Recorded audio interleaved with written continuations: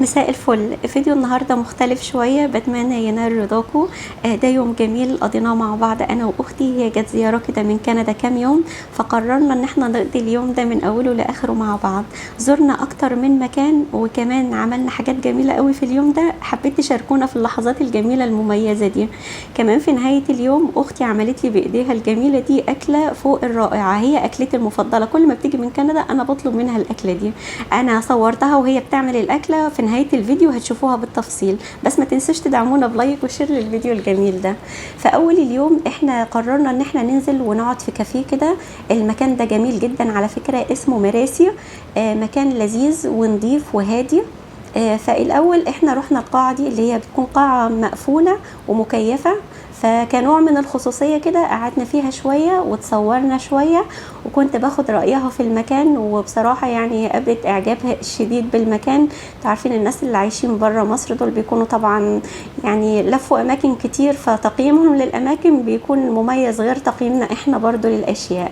هم يعني بتبقى نظرتهم كده عميقة شوية. طبعا دي لحظات بنتبادل بيها الحب والمشاعر ودي عادتنا على فكرة. يعني هي احنا في اي مكان كده بنعمل الحركات دي من غير ما نكون متفقين مع بعض. شربنا مانجا. احنا من الناس اللي ما بتحبش تشرب الحاجات المعلبة والكنزات والحاجات دي، فدايما لما بنيجي نشرب حاجة بنطلب حاجات فريش، وفعلا حاجاتهم كانت جميلة والسكر بتاعها مظبوط. وهي كانت طبعا بتتفرج على كل حاجة بالتفصيل، وانا كنت بحب اخد رأيها في كل حاجة. فعلا المكان كان لذيذ، وكل شوية بنفتكر موقف معين كده وبنضحك عليه. هو انا واختي ما بنسترش في مكان، يعني هي دي عادتنا، ما بنبطلش ضحك. يعني كل حاجة بتفكرنا بإفيه معين كده مر في حياتنا، فتلاقينا احنا الاتنين عمالين نضحك كده من غير مناسبة عشان كده ما بنخرجش كتير في الأماكن العامة. أخدنا قعدتنا وضحكنا وهزرنا وتصورنا واتكلمنا عن ذكرياتنا الجميلة في أماكن كتير زرناها برضو مع بعض. وخلاص كده قررنا نسيب المكان ده ونروح مكان تاني برضو. لكن قبل ما نمشي انا حبيت اخدكم لفه كده في المكان علشان برضو تتعرفوا عليه. هي برضو اختي اخدت لقطات في المكان ده علشان تحتفظ بالحاجات دي كنوع من التذكار يعني. المكان ده فيه قاعة تحت كده حلوة، مخصصة للعائلات، وفيها البلياردو، وفيها ايه تاني، فيها مكان برضو مخصص للاطفال. جميل قوي يعني علشان الاسر اللي عندهم اطفال برضو ما يزعجوهمش لما بيروحوا الاماكن دي.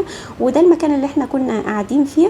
وكمان في مكان في الاوبن اير على النيل مباشرة، فعلا مكان راقي وجميل، وانا بنصحكم تروحوا تزوروه برضو لانه مكان حلو قوي. بعد ما سيبنا مراسي رحنا نادي الشرطة. ونادي الشرطة ده يعني مكان واسع جدا جدا على فكرة، وفيه اكتر من قاعة افراح. مش عارفة فيه 4 قاعات او 3، انا مش فاكرة. لكن هو في قاعات بتكون مفتوحة كده في الاوبن اير على النيل مباشرة، وفي قاعات بتكون برضو مغلقة، وفي اماكن للفوتوسيشن، وفي حاجات كتيرة جدا.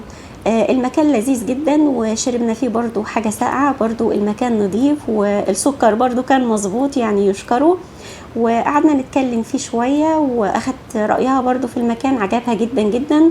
وخصوصا المكان اللي هو على النيل اللي احنا قعدنا فيه ده. يعني احنا قعدنا في المكان ده في الاوبن اير. المكان الاولاني احنا قعدنا في قاعة مغلقة كان فيها تكييف وكده، لكن الواحد يعني مهما لف بيحب برضو من وقت للتاني يقعد في هوا ربنا كده في الاماكن الطبيعية. فالمكان ده لذيذ جدا جدا ونضيف وحلو قوي. القمر وهو منعكس على وش المية كده في النيل، فيعني بيعمل راحة نفسية عميقة بصراحة.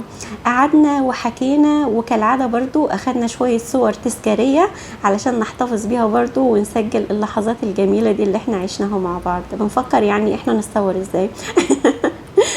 اخدنا صور حلوين واتدلعنا ولعبنا، وفي الاخر خلاص كده قررنا ان احنا نكمل يومنا في البيت. عملنا اللايف مع بعض اللي احنا عملناه على صفحة الفيسبوك امبارح، وفعلا فعلا كنت مبسوطة جدا جدا من تفاعلكم الجميل ومحبتكم. ربنا يخليكم ليا يا رب. دلوقتي خلاص اختي قررت ان هي تعمل لنا الاكلة الكندية الجميلة بتاعتها.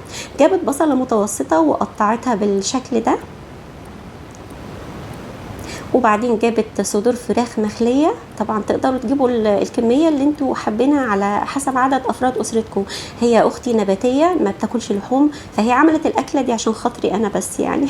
بنقطع صدور الفراخ مكعبات كده، ولا هي كبيره ولا هي صغيره، علشان برضو تستوي بسرعه معانا، علشان احنا مش هنضيف ميه للوصفه دي. هي خلطت الفراخ مع البصل، وبعدين ضافت نص ملعقه صغيره ولا ملعقه، لا هي ضافت ملعقه صغيره من الفلفل وملعقه صغيره من الكزبره ونص ملعقه ملح، وبعدين عصرت ليمونه كامله عليهم وقلبتهم كويس جدا كده مع بعض. وبعدين جابت ملعقه صغيره مليانه من الثوم المفروم وخلطتهم كويس كده بايديها الحلوين. وبعدين قطعت 3 فلفلات برضو متوسطين وخلطتهم برضو مع بعض. عايزه اقول لكم في المرحله دي الريحه كانت رهيبه جدا جدا. هي سابتهم في التتبيله دي حوالي ساعه، وبعدين راحت للحله وغسلت فيها كوبايه من الرز البسمتي، وممكن تستخدموا رز مصري عادي على فكره. وبعد ما صفيته من الميه حطت عليه زيت زيتون وقلبته كده. وممكن على فكره تعملوه بطريقه تانية، يعني احنا كل مره هي بتعمله لي بطريقه شكل. المره اللي فاتت حطت الزيت، ولما سخن الزيت حطت بصله، يعني قطعتها كده قطع زي ما انتم شايفين كده، وحطت البصله وبعدين قلبتها لغايه ما لونها بقى يعني اصفر كده وجميل. وبعدين حطت عليها الرز وقلبتهم كويس مع بعض لغايه ما الرز كده بقى مفلفل ورزايه رزايه. وبعدين ضافت عليهم نص ملعقه من الفلفل الاسود، نص ملعقه كزبره، وحبه ملح حسب ما انتم بتحبوا طبعا. وبعدين ضافت الخضروات دي خضروات كانت في الفريزر يعني متجمده، وقلبت الخضروات كويس مع الرز والبصل، قلبتهم شويه كده حلوين. وبعدين ضافت الميه، ولازم تضيفوا الميه مغليه. لكل كوبايه رز بسمتي بنضيف كوبايتين من الميه المغليه. وبعدين غطت عليهم وسابتهم علشان يستووا براحتهم خالص على البوتاجاز على العين الصغيره طالما الميه مغليه. بعدين جابت طاسه وحطت فيها ملعقتين من الزيت، وهي بتستخدم زيت زيتون. ولما سخن الزيت جدا، على فكره هي قالت لي ان زيت الزيتون، انا بقول لها المفروض ما يسخنش، قالت لي لا هي قرت على الانترنت ان فعلا درجه الحراره الامنه لغايه 300 درجه. فهي باحثه كبيره اختي دي، ما تقلقوش يعني. بعد ما قلبت الفراخ واصفرت كده بالفلفل والبصل بتاعها، لازم لونها يبقى جولدي. بعدين يعني فضلت تقلب فيهم لغايه ما بقوا باللون الجميل ده، وخلاص كده هي استوت، ولا غطيتها ولا ضفت لها ميه. دلوقتي انا هوريكم الفراخ مستويه ازاي. خلاص كده الرز بقى تمام ويتاكل، يعني استوى خالص وبقى مفلفل ولذيذ جدا جدا. بصراحة يعني الأكلة دي مش لازم أبدا أبدا تفوتكم. الرز مفلفل ولذيذ، وزي ما قلت لكم ممكن تستخدموا رز مصري عادي. والفراخ زي ما انتم شايفين كده مستويه وجوسي من جوه، ومن بره لونها جولدي كده وجميل، وريحتها رهيبه رهيبه، يعني واخده ريحه الشواء الفراخ المشويه، مع ان هي ما حطتش غير بهارات بسيطه جدا جدا، لكن طعمها كان فوق الرائع. قدمتها لي مع زيتون مخلل، وهقول لكم على رايي فيها دلوقتي. ايه رأيك في الأكلة؟ رهيبه وايه رأيك في تسوية الأكلة؟ ممتازه. بالهنا والشفا يا روحي. تعالي قربي وريهم الجمال ده. شايفين الجمال بجد؟ الوصفه دي فوق الرائعه، يعني فاتكم كتير لو ما جربتوهاش. يلا جربوها بطريقتنا، وما تنسوش تعملوا لايك وشير للفيديو. بحبكم جدا، باي. كانت ليلة جميلة جدا جدا قضيناها مع بعض أنا وأختي، وتاني يوم الصبح فطرنا شاي مع سندوتشات جبنة شيدر ورومي وفلامنك. بتمنى من كل قلبي تكونوا استمتعتوا معانا. ما تنسوش بقى تعملوا لايك وشير للفيديو. بحبكم جدا جدا.